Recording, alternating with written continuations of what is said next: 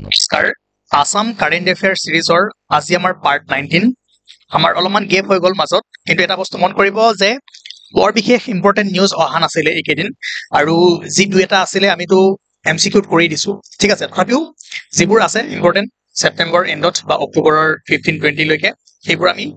19-20-21 এইকেইটা পাৰ্টত আমি শেষ কৰি দিম ঠিক আছে গতিকে মাজত যদিও গেপ হৈ গ'ল আপোনালোকে চিন্তা কৰিব নালাগে আমি ইম্পৰ্টেন্ট বস্তুবোৰ কভাৰ কৰাই দিম আৰু এই সিৰিজটো প্ৰথমৰ পৰাই ফলো কৰিব যিকোনো এক্সামৰ কাৰণে বহুত বেছি গুৰুত্বপূৰ্ণ হয় আৰু যিবোৰ এক্সাম হৈ গৈছে তাত আপোনালোকে দেখিছে যে কিমান আপোনালোকে ইয়াৰ পৰা হেল্প পাইছে ঠিক আছে এতিয়া আমি প্ৰথম টপিকটো পঢ়ো এটো আপোনালোকে জানে আৰু অসমৰ কাৰণে ভাল খবৰ যে Uma Chhetri first from Assam to play ICC world cup অকল আসমে নহয় এটো মনত ৰাখিব যে Uma Chhetri has made history by becoming the first cricketer from Assam and the entire north east region to play in ICC world cup match ঠিক আছে Uma Chhetri wicket keeper batter মই এটো আন্ডাৰলাইন কৰাৰ এটাই কাৰণ আপোনালোকে কোৱেশ্চন পেপাৰ চাব খুদে যে তেওঁ কি পজিশনত খেলে এইবোৰ ইম্পৰ্টেন্ট হয় ঠিক আছে উইকেট কিপাৰ বেটাৰ হয় আৰু এইটো মনত ৰাখিব যে যি আইচিসি ওমেন্স ওডিআই ৱৰ্ল্ড কাপ হৈ আছে বাংলাদেশৰ বিৰুদ্ধে যিখন মেটচ হৈছিল তাত তেওঁ খেলিছিল ঠিক আছে এটো মনত ৰাখিব ICC women's ODI world cup 2025 playing against Bangladesh at DY Patil sports academy in Navi Mumbai ঠিক আছে অন অক্টোবৰ 26 2025 ওকে জানে বোকাখাতৰ হয় গোলাঘাট ডিস্ট্ৰিক্টৰ আৰু 2024 চনৰ 7 জুলাইত তেওঁ প্ৰথমখন T20 মেটচ খেলিছিল এটো মনত ৰাখিব ইন্টাৰনেশ্যনেল ডিবিউট কৰিছিল 7 জুলাই 2024 ত কাৰ এগেইনষ্টত সাউথ আফ্ৰিকা প্ৰত্যেকটো পইণ্ট ইম্পৰ্টেন্ট কিন্তু আপোনালোকে এইবোৰ এৰি নিদিব উমা চেত্ৰীৰ ওপৰত যদি কেতিয়াবা কুৱেশ্যন আহে ষ্টেটমেন্টত দি দিব এইবোৰ ঠিক আছে তাৰপিছত তিৱাৰী কমিশ্যন একেদিন নিউজত আছে এটো মনত ৰাখিব কেতিয়াবা সুধিব যে Tiwari commission recently in the news is related to কি ইয়েস নেলি মাসাকাৰ অফ 1983 চাওক আপোনালোকে জানে 1983 18 ফেব্ৰুৱাৰীত এটা বিধ্বংসী কাণ্ড হৈছিল তাত বহুতো গণহত্যা হৈছিল আপোনালোকে ইয়াৰ বিষয়ে হয়তো শুনিছে কিন্তু তথাপিও আমি ইয়াৰ সত্যতা কি আছিল আজিলৈকে গম পোৱা নাই আৰু সেই যি নেলিৰ যি মাসাকাৰ হৈছিল আৰু নেলিৰ যি ঘটনা সংঘটিত হৈছিল তাৰ ইনভেষ্টিগেট কৰিবৰ কাৰণে বা আসল প্ৰকৃততে হৈছিল কি আৰু লগতে যিবোৰ 1983 ত অসমৰ বহু ঠাইতে যিবোৰ ঘটনা সংঘটিত হৈছিল তাক তাৰ ওপৰতে প্ৰতিবেদন বনাবৰ কাৰণে টিআৰই কমিশ্যন গঠন কৰা হৈছিল আৰু সেই ৰিপৰ্ট আজিলৈকে ৰাজহুৱা হোৱা নাই এতিয়া আমাৰ অসমৰ মুখ্যমন্ত্ৰী ডক্টৰ হিমন্ত বিশ্ব শৰ্মা ডাঙৰীয়াই এই টিআৰই কমিশ্যন ৰিপৰ্টটো পাব্লিছ কৰিম বুলি কৈছে গতিকে আপোনালোকে এই বস্তুটো মনত ৰাখিব বাকি নেলিৰ ইনসিডেন্টৰ বিষয়ে আপোনালোকে হয়তো আগতে গম পাইছে আৰু পাৰ্থজিৎ বৰুৱাৰ পৰিচালিত এখন দা নেলি ষ্টৰী আহিছিল কেইদিনমান আগত আপোনালোকে চাইছে আৰু লগতে এটা বস্তু মন কৰিব যে ইয়াৰ ওপৰত বহুতো প্ৰতিক্ৰিয়া আহিছে কিছুমানে কৈছে যে এইখন প্ৰতিবেদন অহাৰ লগে লগে কি হ'ব আৰু কমিউনেল ৰাইটছ হ'ব পাৰে সাম্প্ৰদায়িক সংঘৰ্ষ হ'ব পাৰে আৰু কিছুমানে কৈছে যে আহিব লাগে কাৰণ ইমান ডাঙৰ ঘটনা হৈ গৈছে কি হৈছিল অসমৰ মানুহে জানিব লাগে হয়তো আমি এতিয়াও মিছা ষ্টৰীয়ে শুনি আছো এই ঘটনাৰ আঁৰতনো কি আছিল বা যদি এখন কমিটি বনোৱাই হৈছিল তেনেহলে তাৰ ৰিপৰ্ট কিয় আজিলৈকে ৰাজহুৱা কৰা নাই গতিকে মিক্স আমি ৰিয়েকশ্যন পাই আছো গতিকে আমি চাওঁ কি আহে এই ৰিপৰ্টত কি ঘটনা পোৱা যায় তাৰ ওপৰত আমি বিতংকৈ আলোচনা কৰিম আৰু নেলি মাসাকাৰ অসম আন্দোলন ইয়াৰ ওপৰত আমি ভালদৰে ডিসকাস কৰিব লাগিব বা আগতেও আমি কিছুমান বস্তু কৰি আহিছো কিন্তু এতিয়াৰ কাৰণে আপোনালোকে টিআৰই কমিশ্যন ৰিপৰ্ট এটো মনত ৰাখক ঠিক আছে ইম্পৰ্টেন্ট হয় তাৰপিছত the Assam Hotra Preservation and Development Council Bill 2025 আজি কেইদিনমান আগত কেবিনেটে এপ্ৰুভ কৰিছে এই বিলখনৰ বিষয়ে জানি the bill seeks to establish a statutory commission to preserve protect and promote the heritage of states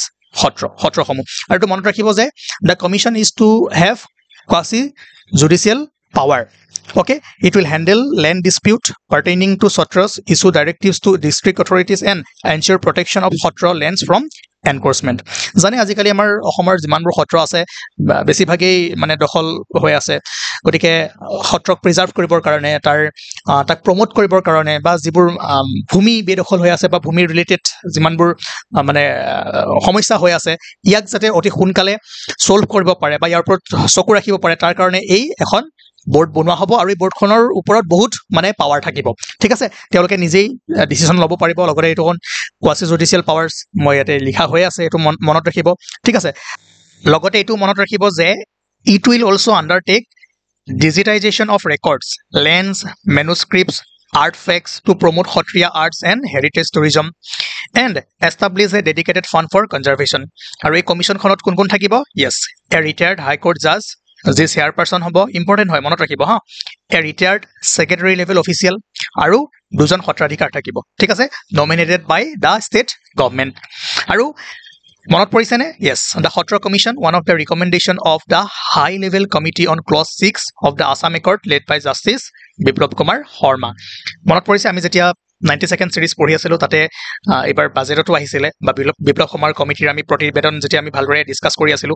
সেইখিনি সময়তো আমি এবোৰ চাইছিলো ঠিক আছে আৰু এই বস্তুটো মনত ৰাখিব যে যদি এনি ল্যান্ড ৰিলেটেড ডিসপিউট হয় ঠিক আছে any land related disputes will go to the commission first প্ৰথম কমিশনলৈ যাব commission will investigate and instruct the district commissioner to take action গতিকে পাৱাৰ থাকিব কমিশনখনৰ ওপৰত হেতুৱে মই ওভাৰঅল আপোনালোকক ক'বলৈ চেষ্টা কৰিছো তাৰ পিছত হেতু মনত ৰাখিব শুভম ৰাভা নামটো মনত ৰাখিব ডাইৰেক্ট কোৱেশ্চন কৰি দিব পাৰে গুৱাহাটীৰ যি ইণ্ডিয়াৰ আন্ডাৰ 17 ফুটবল টিম আছে তাৰে এসিস্টেন্ট কোচ হিচাপে তেওঁ কোৱালিফাই কৰিছে ঠিক আছে আৰু এই আহমেদাবাদত হ'বলৈ গৈ আছে টুৰ্নামেণ্টখন আপোনালোকে জানে সো নামটো মনত ৰাখিব ঠিক আছে আৰু এটো চাব পাৰে Assam secures top 3 spot in category B of state mining readiness index আৰু এই ইনডেক্সটো চমুকৈ SMRI বুলি কোৱা হয় তো যি ক্যাটেগৰি A B C কৰা হৈ আছে তাৰে B ক্যাটেগৰিত অসমৰ মানে অসমৰ ৰেংক কিমান হৈছে 3rd ঠিক আছে গোৱা উত্তৰ প্ৰদেশ আৰু আসামৰ পিছত আৰু টপ জি ক্যাটেগৰিয়ে মানে গেটাত প্ৰচুৰ পৰিমাণে পোৱা যায় মিনাৰেলছ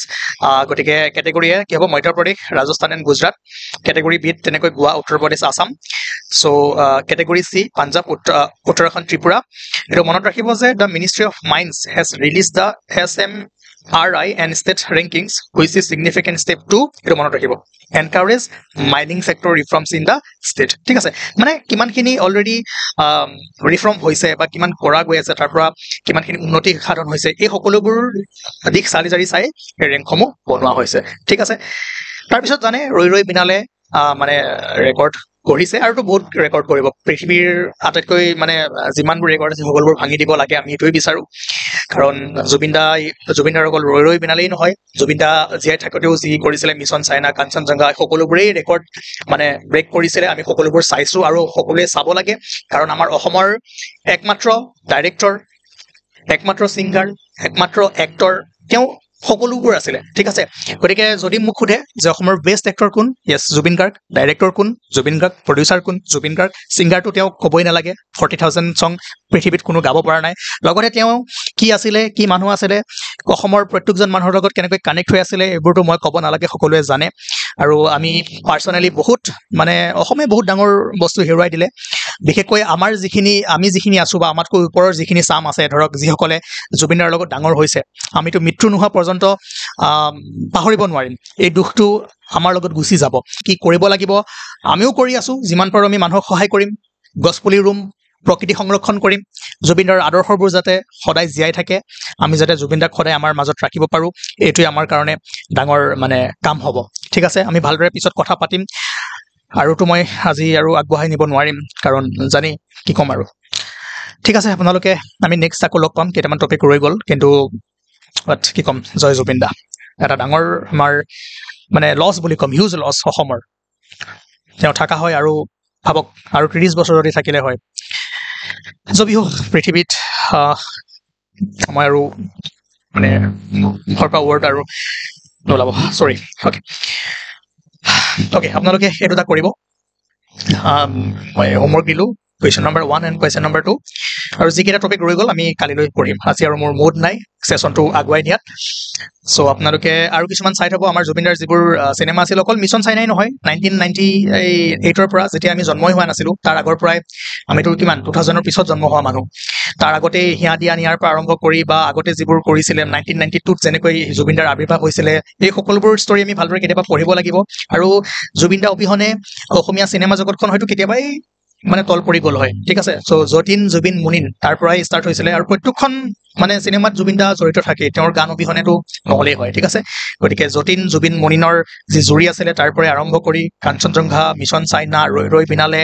শিকাৰ এই সকলোৰ ওপৰত আমি ভালদৰে ডিসকাস কৰিম আৰু আপোনালোকে জানিব লাগে এইবোৰ কথা নিজে চাবলৈ চেষ্টা কৰিব আৰু ৰৈ বিনালে আমি চাম 31st ত ফাৰ্ষ্ট শো চাম সকলোৱে দৌৰি যাম যেনেকৈ আমি মিছন চাইনা চাইছিলো ৰৈ বিনালেও চাম বা আপকামিং